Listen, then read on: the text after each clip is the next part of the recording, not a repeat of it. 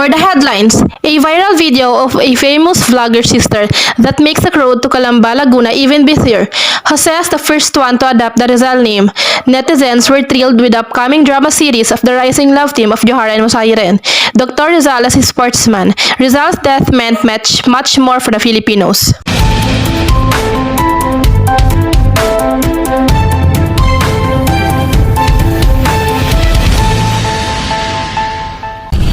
Good morning, Philippines! It's 9:15 in the morning of 18th of January. I am J.R. Majaza bringing you the latest update. Yesterday, Calamba, Laguna was visited by many Filipino from different places in the Philippines because of his two sisters. Rania and Bai Aliyah is a famous vlogger in the Philippines. Yesterday, Rania was live on her IG account and says that she was in Calamba and her fans rushed to Calamba to see Rania and Bai Aliyah. Good morning, guys. It's me, Rania, and my sister, Bai Aliyah. Today, we are in the place where we really want to go with. Yes, we are in Calamba, Laguna, and we went to visit a place that our national hero was born. That's right. As we all know, Rizal was born on June 19, 1861. Yes, and he has a unique and long name. It's Jose Rizal Mercado y Alonso, right, Rania? It is. He is a son of Francisco Mercado and Chidora Alonso. He had a brother named Pasiano and 9 sisters in a total of 11 siblings. That's so amazing. As a matter of fact, Rizal was first taught by her mother on how to read and write. She inculcated in him a sense of duty. She corrected his faults, especially his obstinacy. Yeah, I remember when I was in high school, our teacher told us that during the leisure time of Rizal, he would return to the orchard where the study of insects held his interest. He's so amazing. Once again, it's me, Rania, and my sister, Bai Aliyah. So that's all for today. See you in the next video. Bye, guys! Bye! For more information, here is Carmela reporting live from Calamba. Good morning, everyone. Yes, JR. As you can see, there's a lot of people up until now.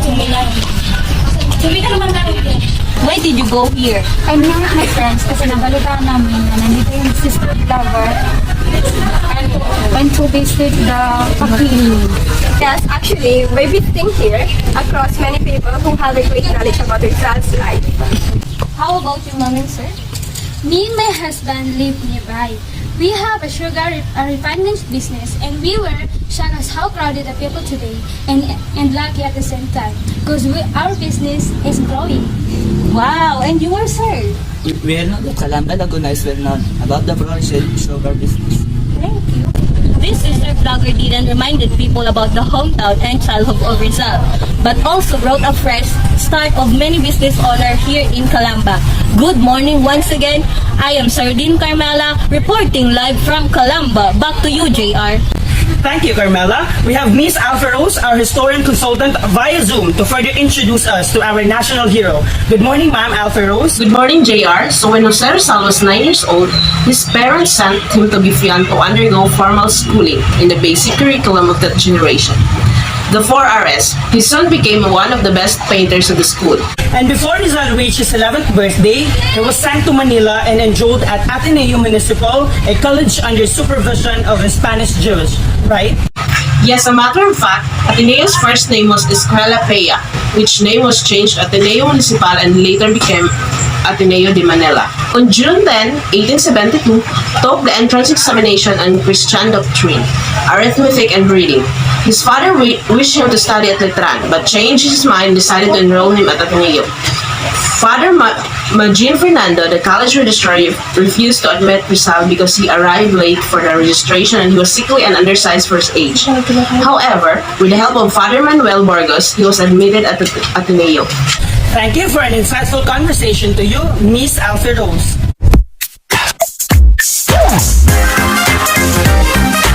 Did you know that Jose was the first in his family to adopt the surname Rizal? He registered under this name at the Ateneo because their family name Mercado had come under the suspicion of Spanish authorities. In April 1877, Rizal, who was only 16 years old, then enrolled at the University of Santo Tomas, taking the course on philosophy and letters because he was still uncertain as to what course he would take up, and his father liked the course as well. While studying at the University of Santo Tomas, he also took up vocational course in surveying and excelled in all subjects.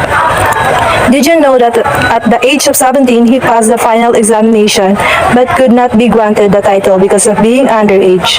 But the title was issued to him on November 25, 1881. Here's Alma to further explain and share to us Rizal as a medical student.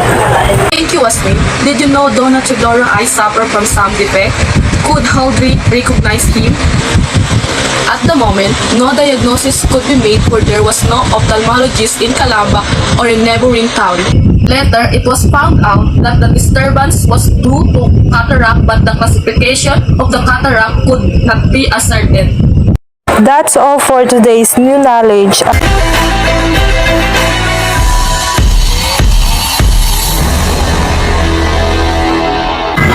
Historians and columnists again recall his heroic deeds in newspaper and media.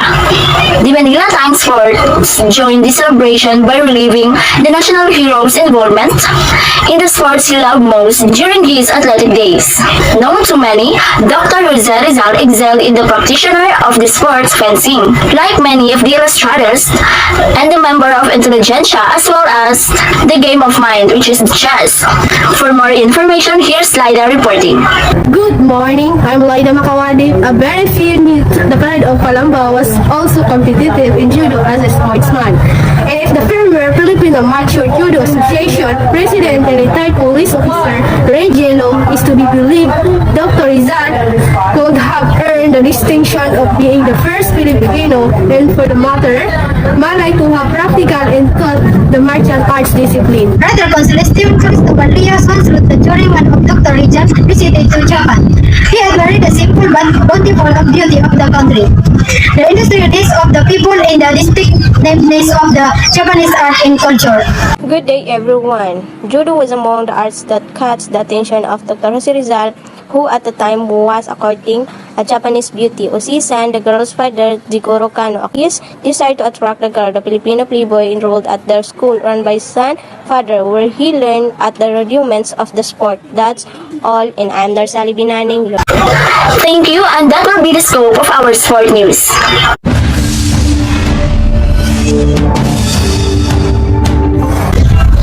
Good morning, everyone. It's showbiz time. A lot of netizens were so excited as we welcome the month of love in just a week from now.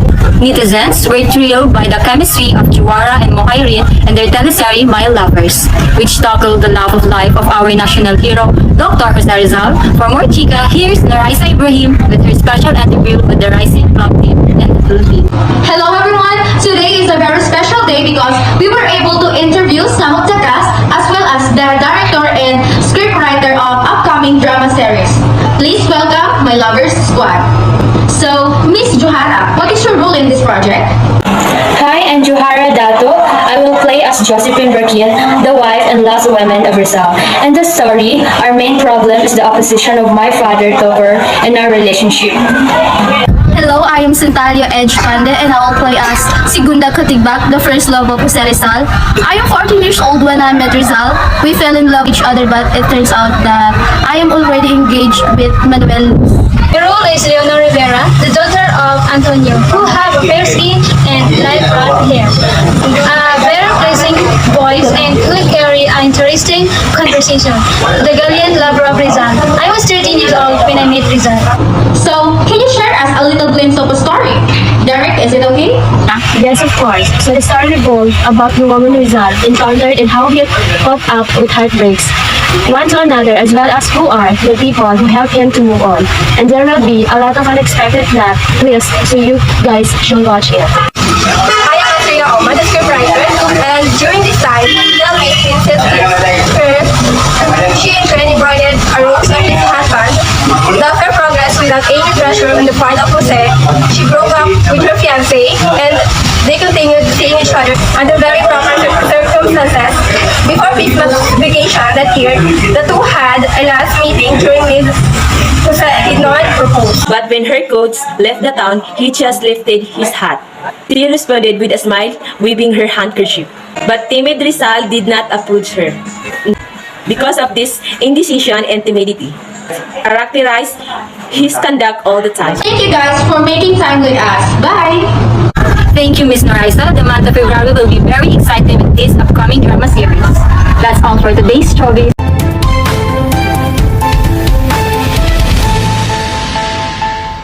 December 30, 1896. Rizal's death meant much more for the Filipinos. Many netizens wants to know if the student of PFCI have a knowledge about the execution of our nation hero. For more information, here's our reporter. Esnaira reporting live from PFCI. Good morning. I'm here now at PFCI school to interview some of the students regarding Rizal execution. I'm Narhaya and I am now in my third year, and as far as I remember, it was November 3, 1896 when Rizal arrived in Manila with the steamer Colon. He was brought into Fort Santiago pending the prosecution of his case. The Spanish authorities were very much preoccupied with the gathering and fabrication of evidence to be used against him. The investigation took 5 days. After 6 days, Rafael Dominguez evaluated the case and prima facie case was against Rizal. Your name, ma'am. What is your idea regarding Rizal execution? I'm Arwena, and I think on December 8, 1896. Rizal was informed that his arraignment was on December 11, 1896. Pleaded that equality to the crime against him. A trial commenced on December 19, 1896 for prosecution. Trouble with Antoine defended Rizal by saying that the alleged accusation were biased. And later, Rizal was found guilty beyond reasonable doubt and to be condemned to death by a firing squad. What's your name? I'm Abby. I think the crime is almost already condemned guilty even before the trial. All allegations against Rizal were accepted by the court with met the arguments and evidence in his favor. Rizal was not allowed to confront witness against him nor his counsel to cross-examine them.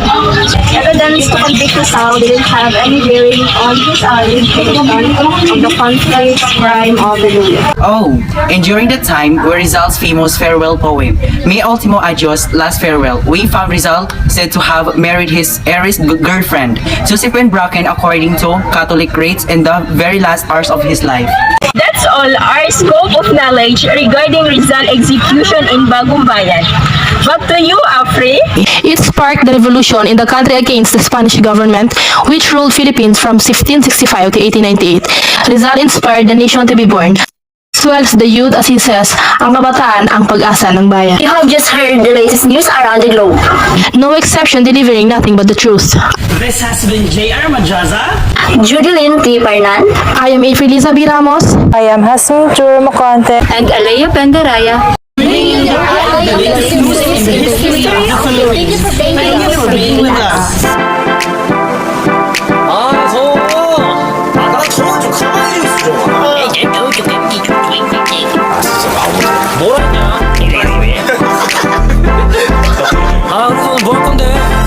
This is what you wanna do, man. Throw it up in the air. 바람 불어와, baby. 바다 소리 들려와, baby. 불살을 갈라 surfing. Wow, wow, wow, wow, wow. We gon' sing it la la la la la. 바로 잡아 날아가, baby. I've been working non-stop in the title time. Always saying I'm